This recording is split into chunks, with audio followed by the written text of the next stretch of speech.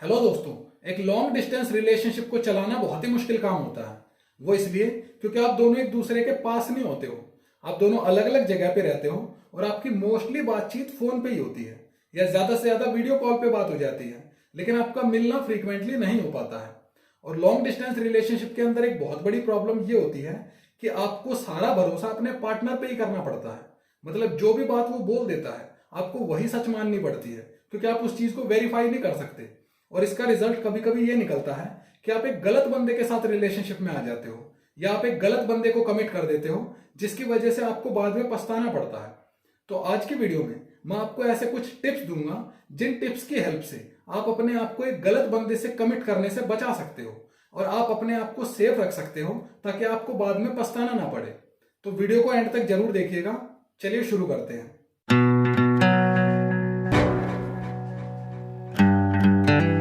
Long distance relationship के अंदर आपको सबसे पहले खुद से यह पूछना चाहिए कि जिसे आप कमिट करने जा रहे हैं क्या सही में आप उसे जानते हैं। उसके फैमिली में से, उसके फ्रेंड्स में से, कुलीग्स में से या उसके सोशल सर्कल में से आपने कभी किसी से बात की है। एक रिलेशनशिप के अंदर आपको तब तक कमिट नहीं करना चाहिए जब तक आप सामने वाले के बारे में 100% ना जान जाओ और जब तक आप उसके साथ एक सफिशिएंट टाइम स्पेंड ना कर दो। जल्दबाजी में कमिटमेंट नहीं करना चाहिए। तो सबसे पहली टिप यही है कि आप अपने आप को बचा के रखें और तब तक कमिट ना करें जब तक आप सामने वाले के बारे में सब कुछ ना जान जाओ। मतलब सिर्फ उसके बताने से काम नहीं चलेगा। आप उससे पूछते रहो और वो बताता रहे और उससे आपको लगने लग जाएगी कि मैं सब कुछ जान गया हूं या सब कुछ जान गई हूं। ऐसे भरोसा नहीं करना है। जब तक आप सारी चीजें अपनी आंखों से ना देख लें तब तक उस चीज पे भरोसा ना करें। उसकी हर बात को नकार भी नहीं देना है कि भाई हर बात पे क्रॉस क्वेश्चन करना है और डिटेक्टिव बन जाना है, बल्कि धीरे धीरे टाइम लेके उस चीज को वेरीफाई करे जो जो उसने बताई है। जैसे कि उसका जो नाम उसने बताया है क्या सही में उसका वो नाम है, वो कहाँ रहता है, कहाँ काम करता है, उसके फैमिली मेंबर्स कौन है, उसके फ्रेंड्स कौन है, उसका सही मायने में बैकग्राउंड क्या है। ये सारी चीजें आपको वेरीफाई करनी है। एकदम से उससे पूछ के क्रॉस क्वेश्चन नहीं करना है, एक डिटेक्टिव की तरह नहीं करना है, लेकिन टाइम लेके आपको ये चीजें वेरीफाई करनी है। और जल्दबाजी में बिल्कुल भी कमिट ना करें। शुरुआत में एकदम से सारी चीजें नहीं पूछी जाती हैं। धीरे धीरे करके चीजें पूछते रहें और टाइम टू टाइम उनको वेरीफाई करते रहें।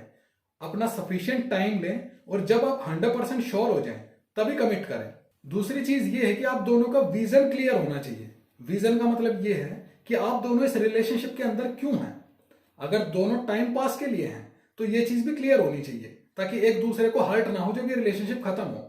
और दोनों अगर सीरियस हैं तब भी दोनों की कंसेप्ट क्लियर होने चाहिए, या फिर आप दोनों को ये पता होना चाहिए कि आप इस रिलेशनशिप का क्या फ्यूचर देखते हैं।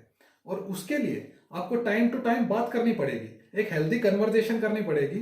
मजाक में इस बात को ना लें, सीरियसली इस बारे में बात करें कि भाई कल को अगर हम शादी करते हैं तो सब कुछ कैसे होगा, घर वालों से कैसे बात करेंगे, अपने फाइनेंस को कैसे मेंटेन करेंगे, भाई कहाँ हम रहेंगे, क्या हम काम करेंगे। इन सारी चीजों के बारे में अच्छे से बात करें और सीरियसली बात करें और जल्दबाजी में नहीं, पूरा टाइम लेके बात करें।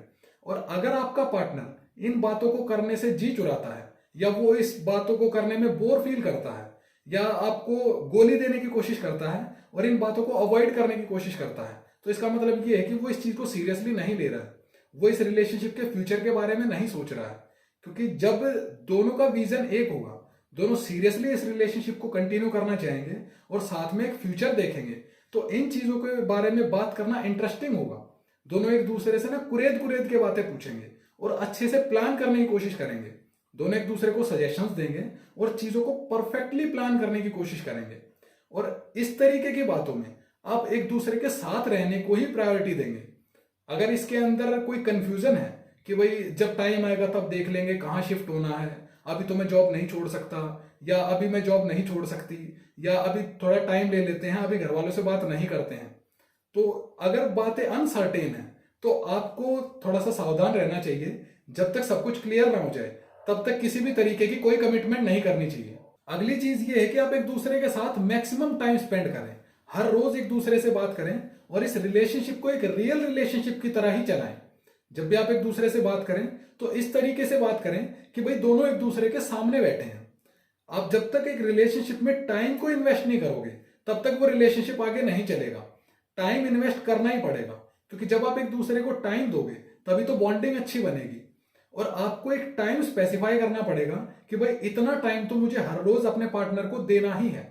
उसके अलावा भी जैसे ही आपको मौका मिले, चाहे 2 मिनट या 5 मिनट, आप अपने पार्टनर को कॉल करें, उससे बातचीत करें। उसे भी अच्छा लगेगा कि भाई आपने अपने बिजी शेड्यूल में से उसके लिए टाइम निकाला, और उसको ये महसूस होगा कि आपके पास सिर्फ 2 मिनट थी और आपने उस 2 मिनट में भी मुझसे बात करना पसंद किया।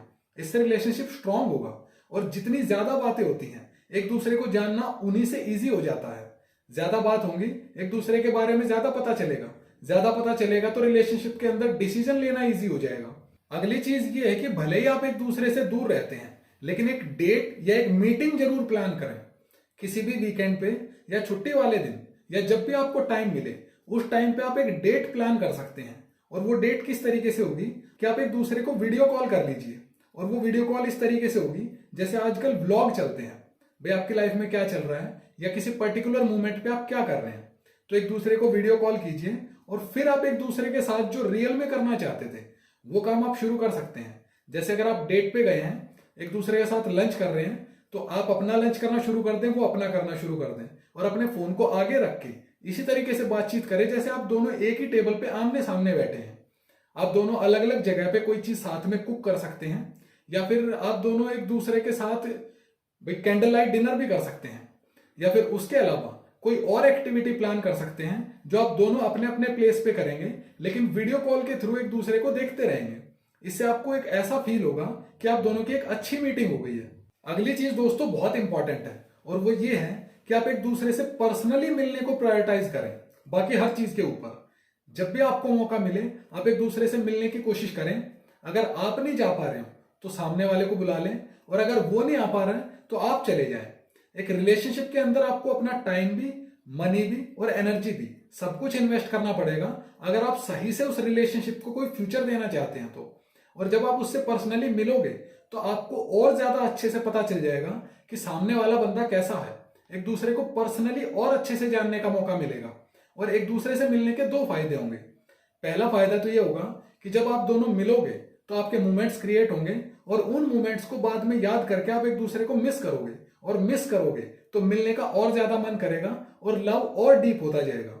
और दूसरी चीज ये है कि जो जो बातें उसने आपको बताई थी आप उन चीजों को वेरीफाई कर सकते हैं।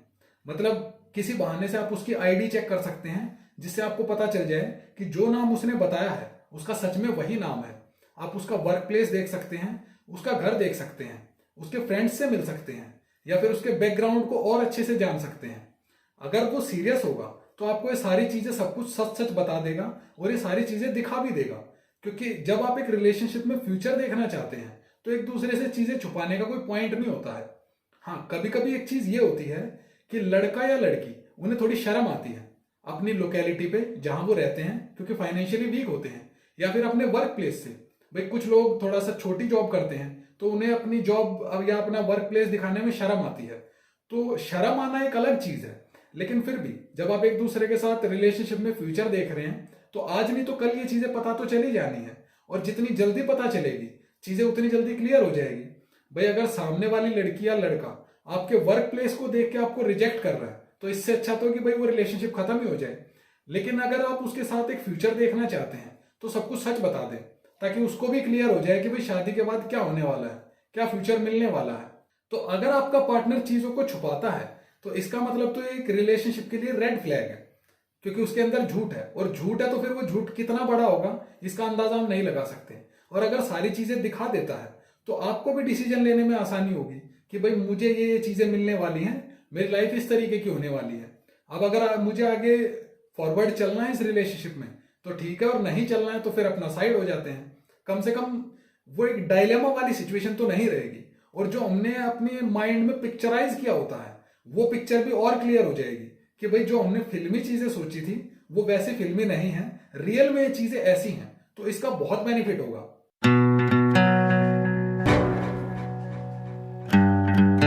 दोस्तों ये कुछ टिप्स थी जिन्हें फॉलो करके आप अपने आप को एक गलत आदमी को कमिट करने से बचा सकते हैं, और आप अपने आप को स्कैम, फ्रॉड या क्राइम होने से भी बचा सकते हैं।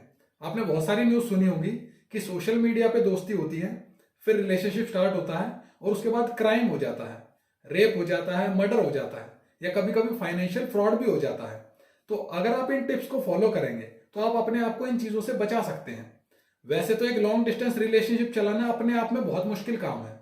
ये बहुत ही हार्ड होता है एक दूसरे को समझ पाना जब आप दोनों एक दूसरे के साथ नहीं हो।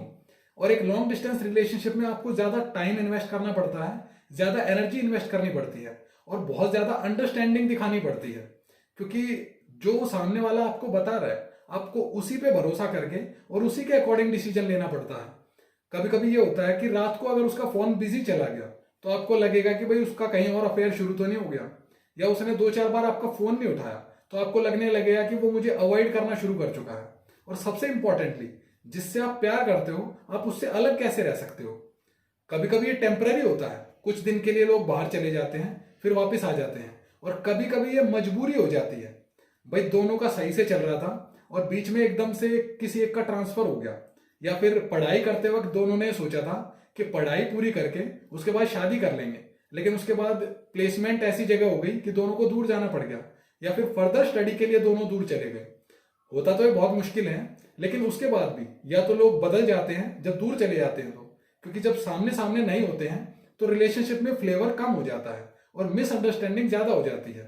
तो कभी कभी तो ये चल जाता है, लेकिन अक्सरियत जो है वो लॉन्ग डिस्टेंस रिलेशनशिप से लोग किनारा कर जाते हैं। उम्मीद है दोस्तों आपको वीडियो पसंद आई होगी। आप वीडियो को लाइक कीजिए, अपने दोस्तों के साथ शेयर कीजिए, और अगर अभी तक आपने चैनल को सब्सक्राइब नहीं किया है तो चैनल को सब्सक्राइब करके बेल आइकन जरूर दबाएं ताकि आपसे कोई भी अपडेट मिस ना हो।